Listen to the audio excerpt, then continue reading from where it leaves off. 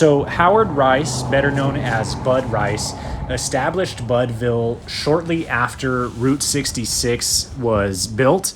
So a couple years after it was built, he ended up operating some businesses in the area, including this trading post, a grocery store, the only automotive repair shop in the area. And then later on in the 1950s, he became a justice of the peace. So he could give tickets and things like that. He actually considered himself the law west of the Pecos River. He was not exactly like the most stand-up guy, even though locally they loved him. He tended to overcharge for automotive repairs. He gave crazy speeding fines and things like that.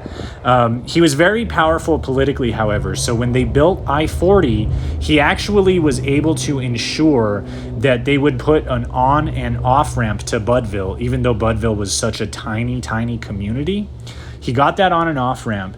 But in November of, I think it was 1967, him and an employee of his were actually shot and killed inside of this trading post.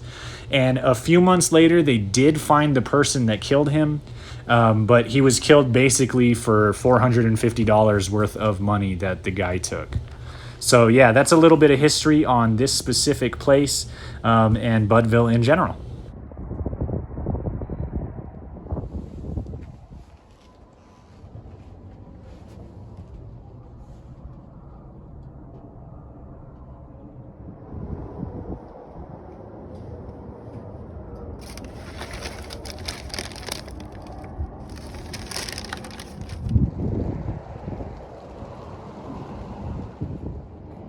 Oh, check this out.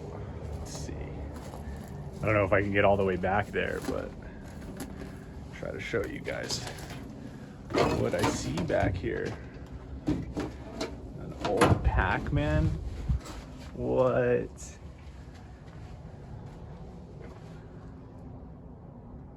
Oh, that is too cool. I highly doubt it works, but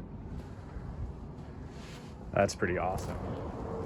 So it looks like this ladder will get you into the tree, which will get you onto the water tower, but I don't really trust it. I don't really trust the water tower either, to be all honest with you. There's the water tower. There's even a ladder up on the platform to the top. I don't think I'm gonna be climbing that bad boy though.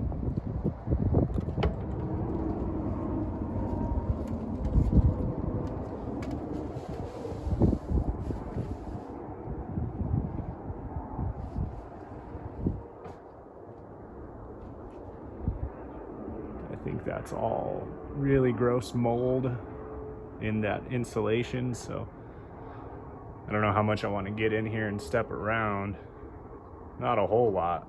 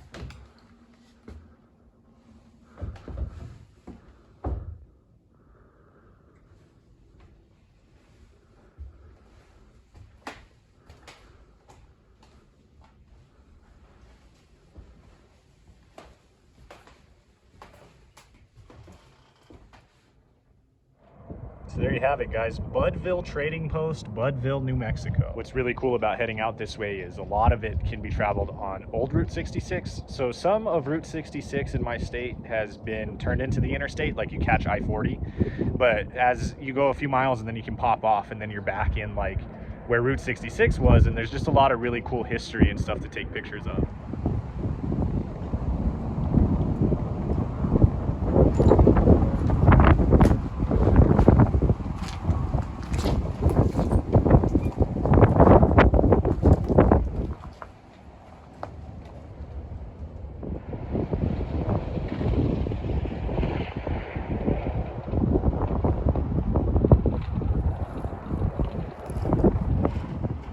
This is an example of one of the hotels that probably used to actually get a lot of business, but now not so much. Nice little desk there.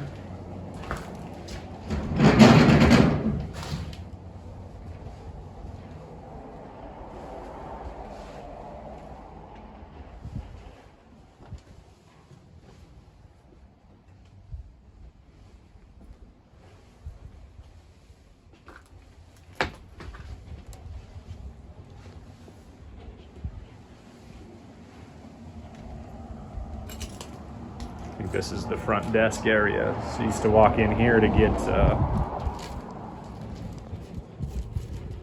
reservations is the word I was going for right there. The Bandera Volcano rose up in volcanic fury some 10,000 years ago. The crater is approximately 1,400 feet across and 800 feet deep. Bandera is one of the finest examples of an erupted volcano in the country and one of the most accessible. An ancient lava trail leads you to a collapsed lava tube. Inside the ice cave, the temperature never rises above 31 degrees. Here, the natural layers of perpetual ice glistens blue-green in the reflected rays of the sunlight.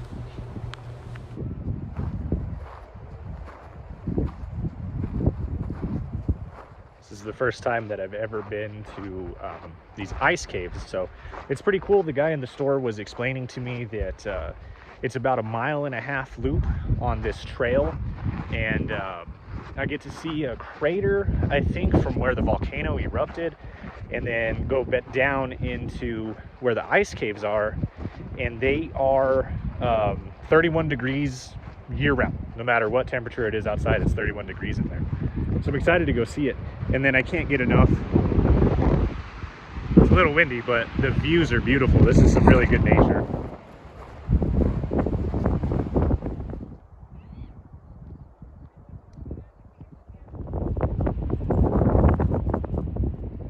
So all of this rock down here is all lava flows from the volcano.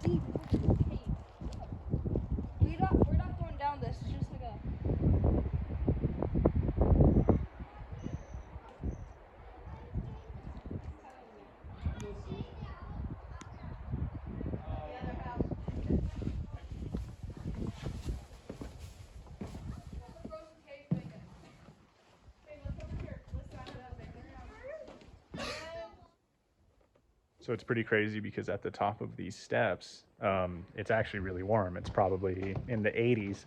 And as you start coming down the steps, you can definitely feel the cold air coming through. So as you get closer and closer, it gets colder and colder, obviously. And according to the information, it never gets above 31 degrees down here in the ice. And the ice on the floor, they're guessing, is approximately 20 feet thick.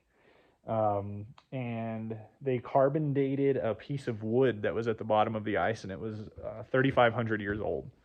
So here it is. And I guess the water just stays down there and stays cold. That's all ice with algae in it. That's why it's green. And then on the information pamphlet, it says that ancient Americans actually came down here to mine ice, and that's why that whole section, I guess, is carved out. So I don't know how high the ice came originally, but here it is.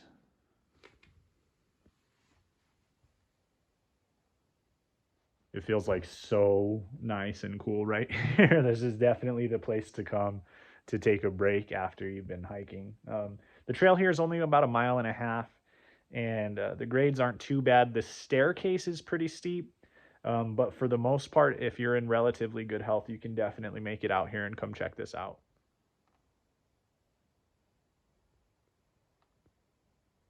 So obviously I had to get myself another sticker. So made it back to the truck. Yeah, my friend Robin had told me to explore this place like a few years ago, and I've never been. I don't know why I never made the time to come out here, because the hike over there is like one of the most serene, beautiful hikes that you can have. The ice cave is cool. Not what I expected. I thought maybe you could go in a little bit more.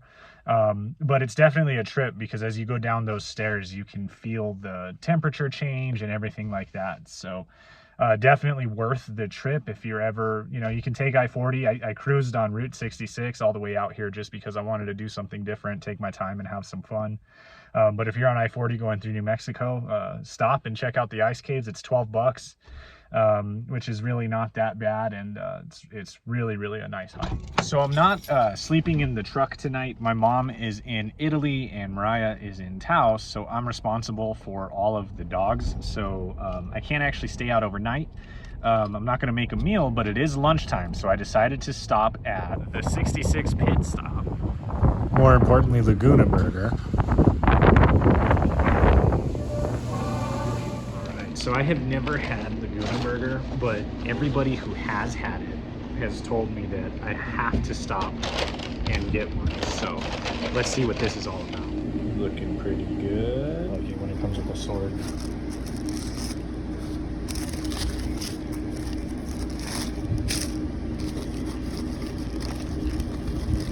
Let's see if I can get the angle right. It's pretty good. Here's the side view. Time to dig in. Cheers, guys.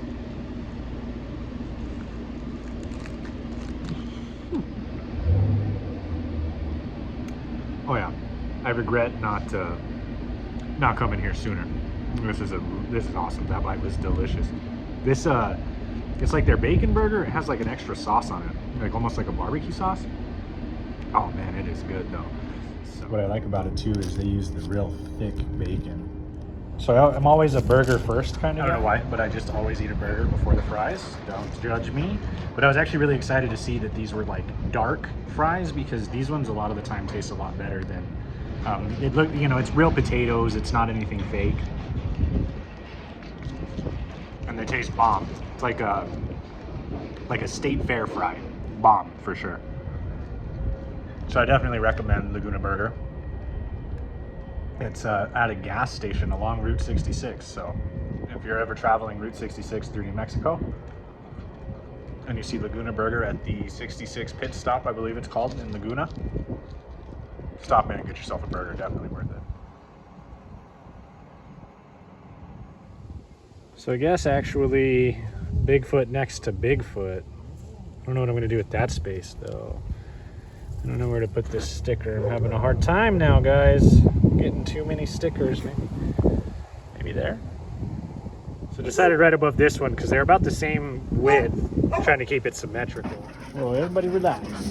So it's a sticker 2 weeks in a row, which is pretty cool. I hope that you guys really enjoyed this video, and I hope that you guys have a good day, good rest of your week. I have a surprise video planned. This one's going to release on Tuesday, so probably Thursday or Friday I've got a surprise video for you guys. And other than that, have a good one, guys. Peace.